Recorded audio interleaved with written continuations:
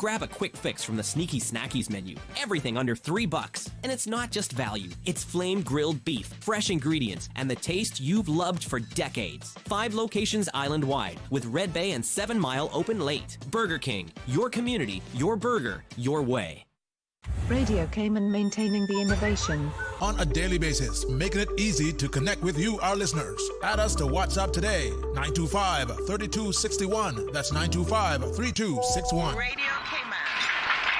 Send a text or voice note. Message us at 925-3261 on WhatsApp today. And get active with Radio Cayman. Radio Cayman, the voice of the Cayman Islands. Radio Cayman, maintaining the innovation.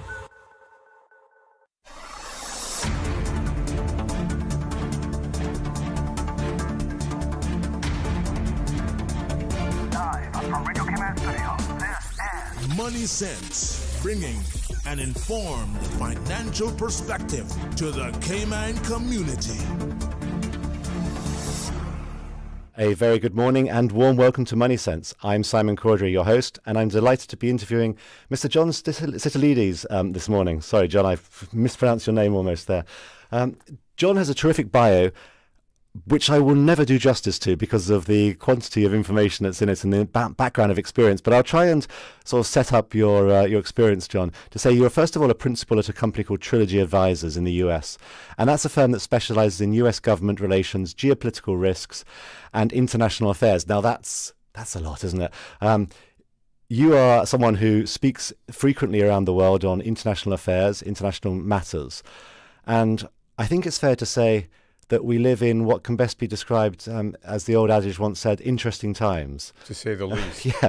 And I was preparing for this radio show, and it was one of the more difficult ones I had to prepare for, because the topic, I didn't know whether it was going to be the same topic today as it was yesterday or the day before when I was preparing. Everything in the world seems in chaos and transition and upheaval. What do you make of all of this? And where should we focus our attention? Because we could get distracted by the noise sometimes, can't we? First of all, thank you for having me, Simon. It's a pleasure to be back with you at Radio Cayman. It's been about 3 years or so. It has, so it's a pleasure to be back here.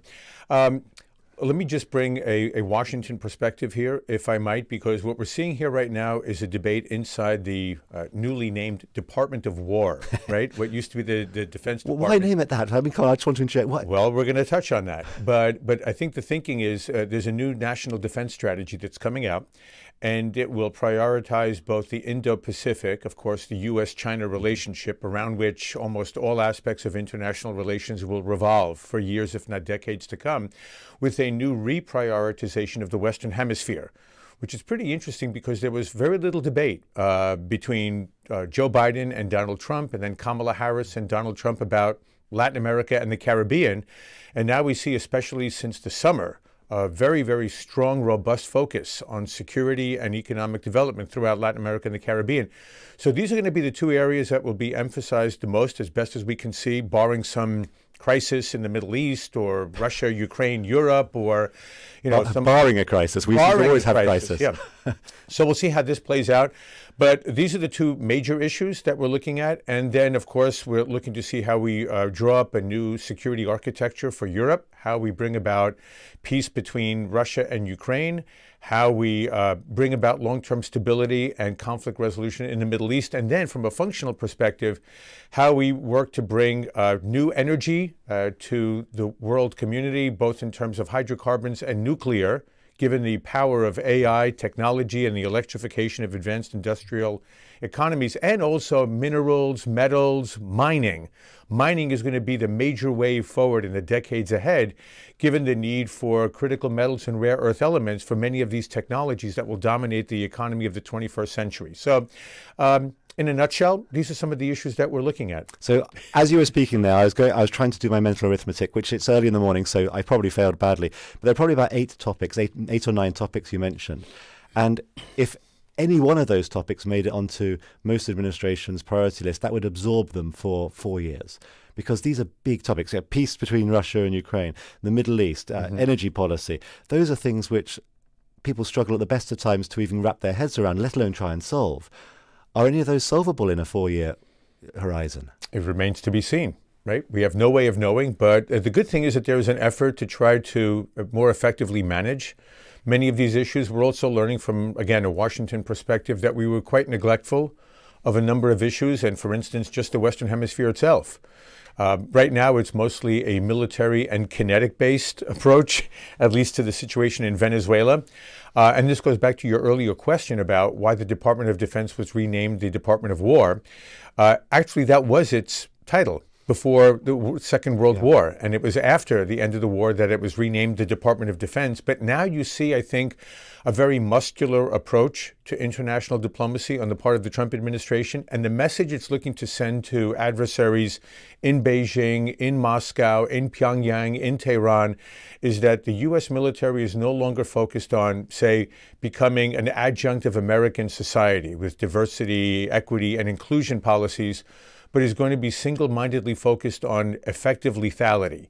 When it's sent out on a mission, it will kill the people that needs to kill and destroy what needs to be destroyed in order to achieve political military objectives. And so it's a very intentional reframing of what America's military is to be used for, ideally never to be used, but to deter our adversaries from engaging in reckless policies that then require the U.S. to respond in kind. So I'm going to be slightly cynical in a sense, Please. but you mentioned Pyongyang, you mentioned Moscow, you mentioned Beijing.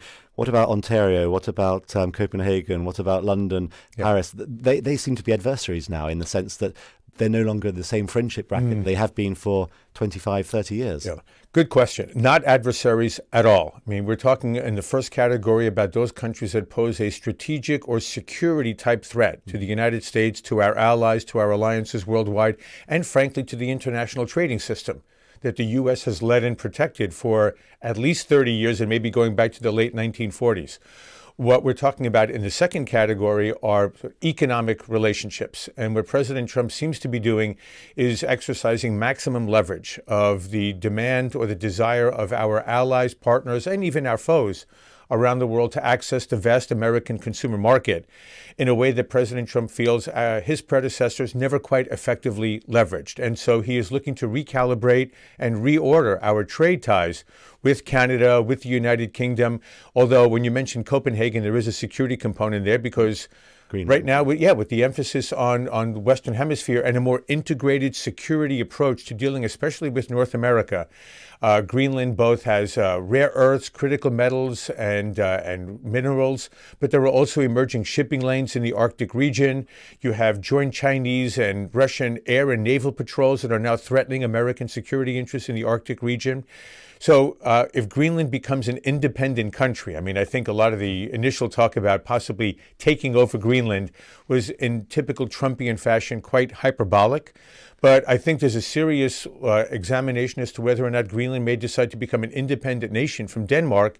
And then maybe Washington offers a free association condominium with Greenland, where it's independent government, but has its security and trade ties and defense ties very closely integrated with the U.S., as are many island nations in Micronesia, for instance, enjoying that free association relationship. You talk a little bit about, you mentioned there about the military ties, and I've, over the past probably 2 or 3 months, noticed an increasing amount of press news about European countries buying European defence products, buying Rafale jets, buying Eurofighters, and cancelling F-35 thing. So orientating themselves away from American products, despite headline news saying, oh, we're going to buy American stuff because that's the way to appease the person in power, but then actually doing the opposite on the underside. Is that something that actually will make it more difficult to achieve those sort of strategic goals that you mentioned?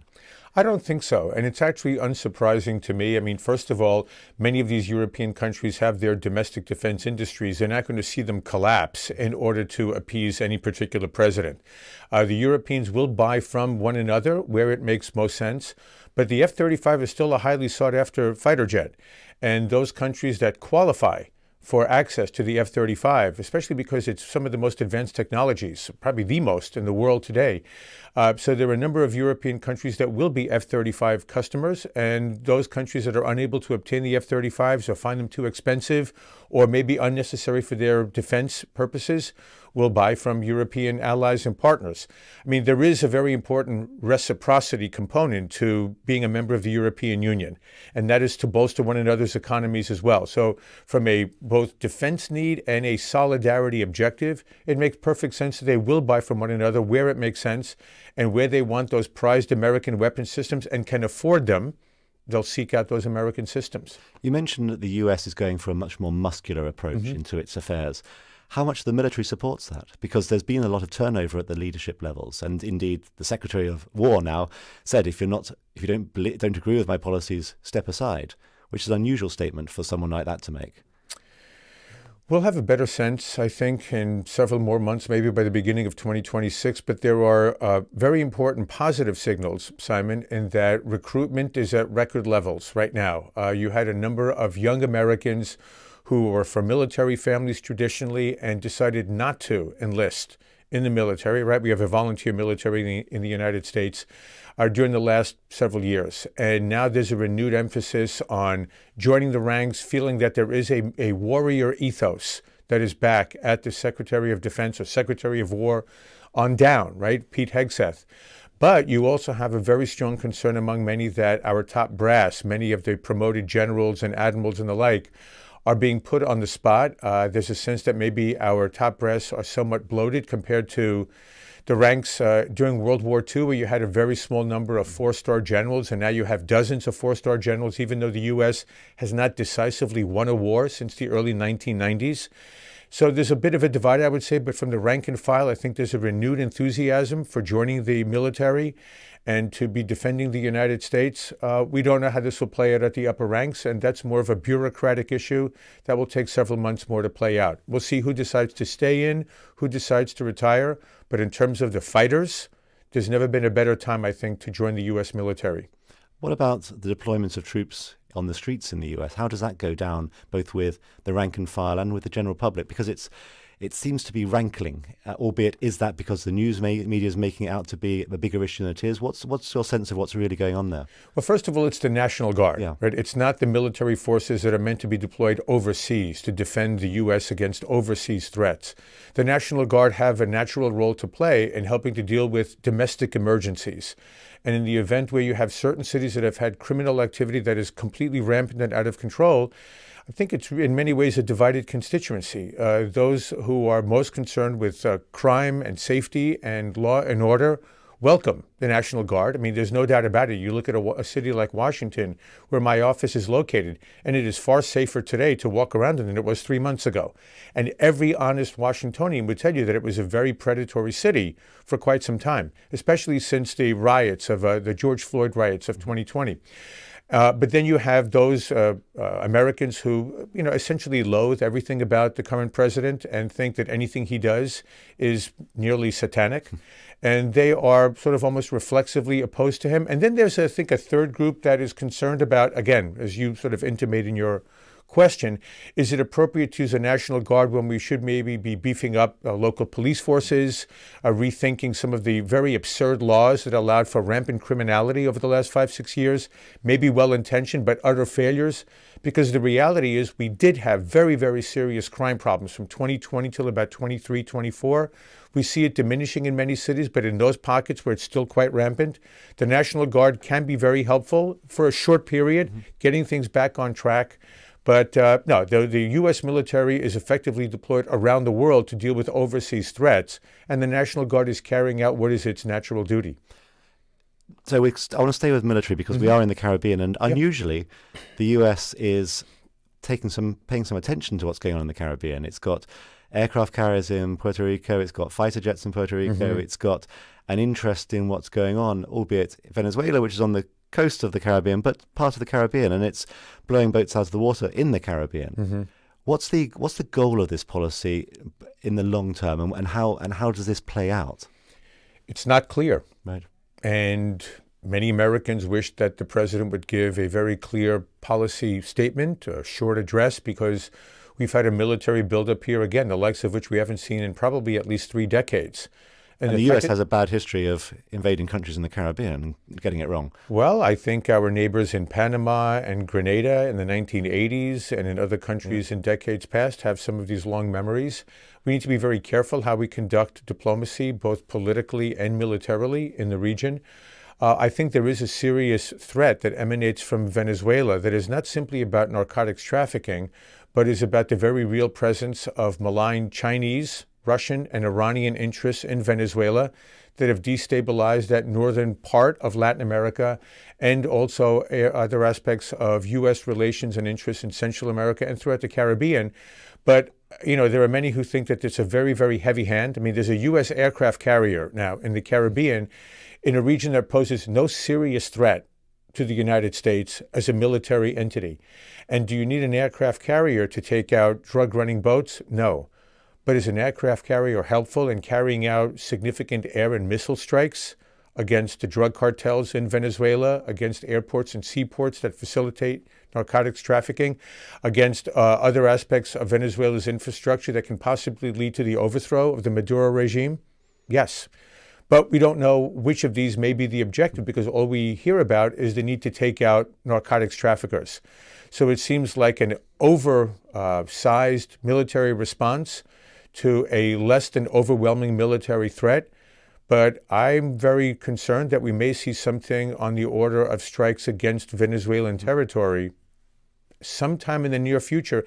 And it can't be too far out because an aircraft carrier requires enormous supplies to sustain 5,000 American servicemen and women.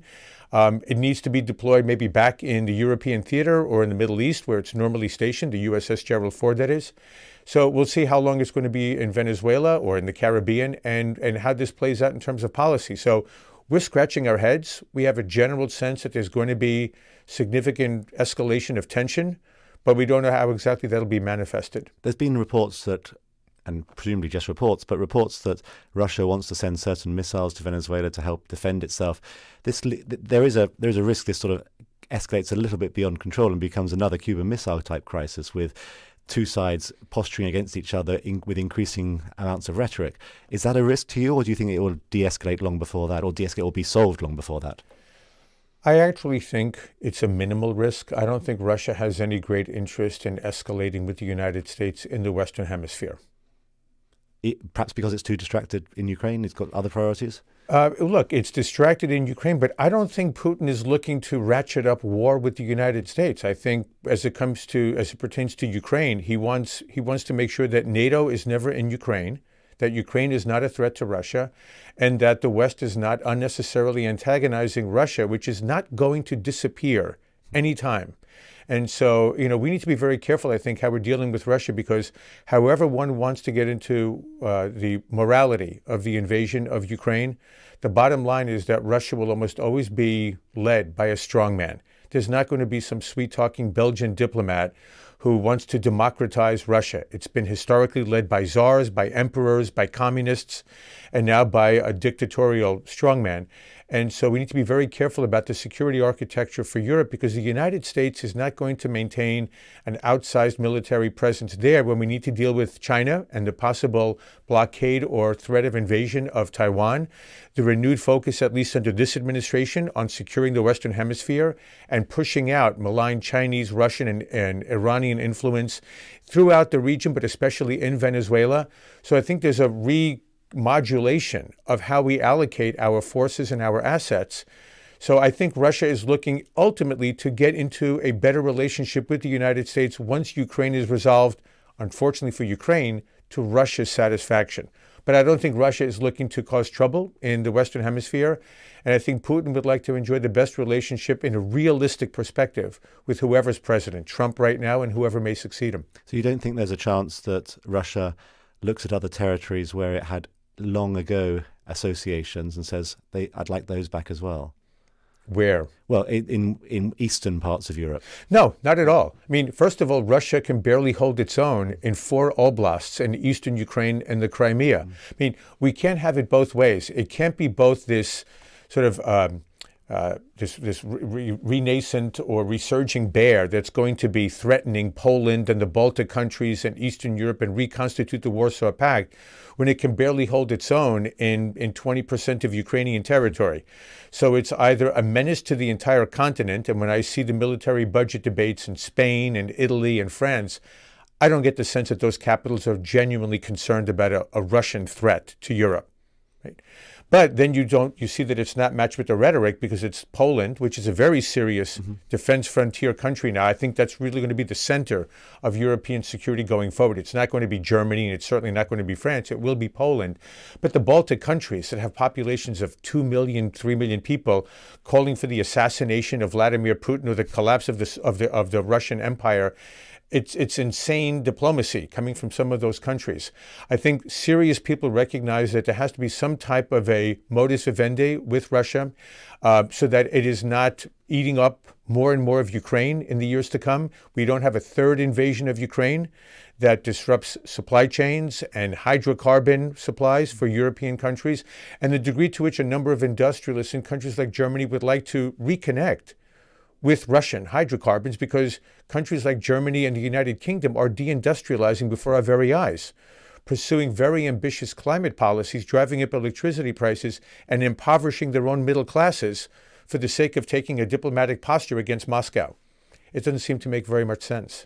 We've talked a lot, in fact, for about 20 minutes, we've talked about almost the Western Hemisphere. And it struck me as I was listening to you that we've talked about things like this, and we haven't talked about China much. And I'm curious, is there a risk that America's attention and the Western world's attention has been on the Ukraine, has been on Venezuela, has been on areas, and they've actually closed their eyes for a little too long as to what's going on in China, because it's making tremendous progress.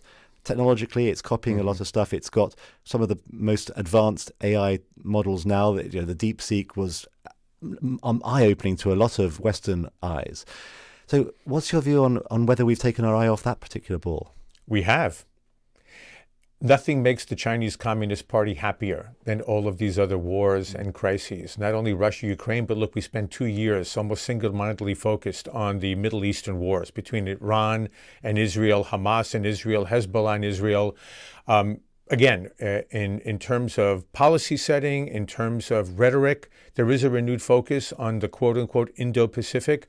And I think, beneath the headlines, there really is a very, very strong focus that goes back to, well, the Obama administration talked about a reset to Asia, and then they got bogged down in the Middle East and in Afghanistan.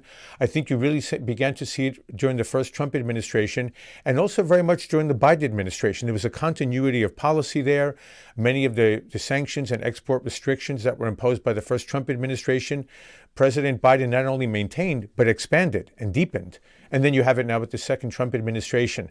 But the news headlines focus almost exclusively on crises in other parts of the world, because from a kinetic perspective, East Asia is still relatively quiet, right? We haven't had any bloodshed to speak of in Taiwan, in the Philippines, in Japan, in South Korea.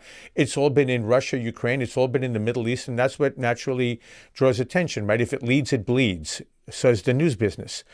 But beneath the headlines, there's a very, very strong focus, as I mentioned before, with both the national security strategy in the State Department and now the forthcoming national defense strategy out of the Department of War on constraining China's belligerent foreign policies, its debt diplomacy, especially in the global south, and in ways that will hopefully maintain American technological dominance, especially, as you correctly note, in the AI competition.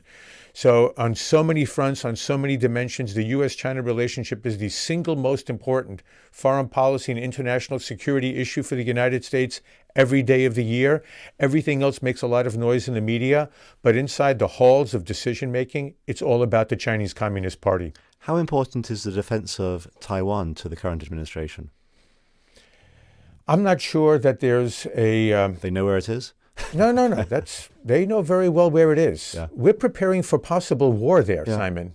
Yeah. I mean, it's a terrifying thought, because China is an adversary the likes of which the United States and the West have never faced before. This is far more dangerous than dealing with the Soviet Union. The Soviet Union was a military and ideological colossus, but an economic weakling. Yeah. As you correctly note, China is a pacing country in terms of not only its GDP size, but also in terms of its technological achievements. And also an expanding country population-wise, so it becomes an increasing problem, although they had demographic issues which are going to dramatically change things. But I don't think that's going to be an issue anytime in the near future. I think demography is going to be more of a longer-term issue, but I will be hearing from one of our speakers later on today about that. That's going to be fascinating. Not only do they know where Taiwan is, but there's a very serious debate within the administration and inside the larger ideas industry in Washington as to whether or not it is worth potentially going to war with China over Taiwan. And there are some who will argue that Taiwan is inevitably a small island nation. It's only not a nation, pardon me, a self-governing entity. We have to be very careful about this because I'm not calling for independence at all. And only the most reckless voices would call for independence for Taiwan, because if somebody wants the United States and China to go to war, call for Taiwan's independence. That will trigger a Chinese invasion. We don't want Xi Jinping to wake up and say, let's invade Taiwan tomorrow. We're ready to do so. The Japanese Prime Minister upset him recently, didn't she, by calling effectively for that? Well, I'm not sure that she called for that, but she did call for a very strong sort of Taiwanese-type autonomy that rankles the communist leaders. But look, given the fact that the most advanced semiconductors in the world economy now are manufactured in Taiwan, if China were to absorb or annex or conquer Taiwan, they would effectively control the supply of the world's most advanced semiconductors that we need for military hardware, satellite communications, AI training, and the like. We'd all really be able to thrive at the mercy, at the whim of the Chinese Communist Party. So to prevent that, some people say, yes, the U.S. must come to Taiwan's defense. Others say, well, is it really worth potentially tens of thousands of American lives when the government of Taiwan really hasn't shown an inclination to defend itself, say at Israeli levels of 8 or 10% of GDP for defense? Most Taiwanese young men have no desire to fight to defend their own quote-unquote nation. Let's just call it nation with a small n. And so why are Americans going to die for an entity whose own young men aren't willing to sacrifice their lives for it? And are there ways to achieve a modus vivendi with China, if it does absorb Taiwan, that avoids war, that could escalate into a nuclear exchange, right? A war over Taiwan is not simply about semiconductors. I mean, China is a nuclear superpower, has 1,000 warheads today. It'll have 1,500 warheads in 10 years. So we need to be very careful when we talk about Taiwan. It's not simply about an Iraq or Afghanistan type war. This is something, a magnitude of order that we've never had to deal with before. It seems to me as though the US couldn't possibly have the stomach to lose thousands of lives in such a far-flung, distant place to the average American. Today, it would be very difficult, I think, for any American president to justify going to war with China over Taiwan. If you see the problem worsening in the years ahead, and this is beyond Donald Trump, this could be a Democratic or Republican successor starting in 2029, in 2030. At some point, an American president would likely have to give a speech to the American people and explain his or her position on why we may need to be prepared to go to war over Taiwan, and why it's going to be so destructive to the American economy and to the American way of life if Taiwan is lost to the Chinese Communist Party, if that's what that next president believes. And again, as I said, there's a very cogent argument for avoiding war with China, but trying to persuade the Chinese Communist Party that the status quo is the best way forward for all concerned, because it's not only a matter of how much damage would be done to America's economy, to our military, and to the potential loss of life, but also the potential destruction of China's advanced industrial economy, most of which is massed along the eastern shoreline by the East China Sea and the South China Sea, very much within range of Taiwanese, of Japanese, of South Korean, and American missiles and fighter jets and bombing runs. So we could do enormous damage to the Chinese Communist Party's grip on power as well. And that's really the essence of deterrence. Yeah, they have no... Objective number one is remain in power from a Chinese perspective. The only significant priority of the more, I would call it a Leninist party. It's not communist as in Marx. It's just more Leninist in terms of one-party control. The number one priority every day of the year is to maintain an absolute grip on all levers of power in China. Then you worry about things like the well-being of the Chinese people and China's foreign policy and the like. But no, this is a very, very difficult situation that we're dealing with, and we're going to have to manage it effectively because there's no sign that the Chinese Communist Party is going to be collapsing, as did the Soviets in 1991. So we're going to have to manage this relationship, deter and prevent war, and find a way to coexist, at least for the foreseeable future. We've got about 1 minute left in the show, and time goes so quickly in these sorts of conversations. I think there'll be a lot of listeners who will say, you've got someone on your show, Simon, talking about geopolitics and such like. Just ask him the obvious question: is Donald going to run again? Will there be another 4 more years after this? No, the Constitution is very clear.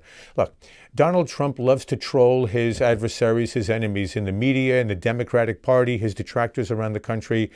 This is an unserious discussion. I mean, there are a couple of people on the hard right who are also trolling and saying there's going to be a way for him to run again. The Constitution is very clear. He is not eligible to run for president again, nor is he eligible to run for vice president and then have a quote-unquote presidential victor step down. First of all, which politician in any country, let alone the United States, would be foolish enough to run for president, however difficult that endeavor is, win the presidency, and then step aside for somebody else? No, this is all fantasy talk. So the ballroom is for a good leaving party then? For a good leaving party. Why not? Yeah, and you know what? This is something that many presidents have called for. I mean, Donald Trump is the only one with, as we say, the cojones to go ahead and do it. And he may have done it in a very sort of uncharismatic way. But, you know, he's a developer. He's a businessman, and he thinks like a businessman even as president. And he said, you know what? I'm going to tear this down before anyone has an opportunity to stop me. And now we'll get moving with the plans and the construction process and the like. Ask for forgiveness, not for permission. Very good. There we go. John, this has been a wonderful conversation. Time has run out. It's too little time to have a conversation about the world, let alone even one small part of it. But thank you very much for joining us this morning on Money Sense. Well, it's a pleasure to be here. Thank you for having me, Simon. My pleasure. Just to say thank you to all our listeners for joining us. If you have any questions, send us an email, moneysense@cfainstitute.ky. Otherwise, I look forward to rejoining with you in 2 weeks' time.